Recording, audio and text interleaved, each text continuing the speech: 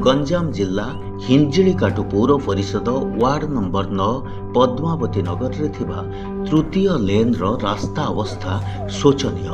खबर मुताबक पद्मावती नगर तृतीय लेन रो रास्ता संप्रसारण कार्य सूचना फलक प्रकार 2124 आरंभ हुई 2224 रे शेष होईछि, किंतु उक्त रास्तार मध्य भाग रे प्राय 80 फुट हेब रास्ता मरामती कार्य असंपूर्ण रहिछि।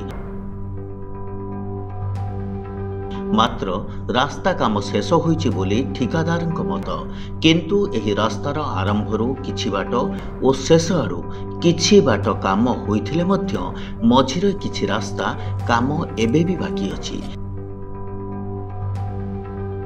तेणु साधारण रे असंतोष देखा देछि। स्थानीय साही बासिंदा बारंबार पौर परिषद अधिकारी और जंत्री को अभियोग कले मध्य कौनसी सुफल मिलुनाही। स्थानीय बासिंदांक कहिबा मुताबक वर्षा ऋतुरे कृत्रिम बन्या एवं कादुओ समस्तंकु असुविधारे पकाउछि।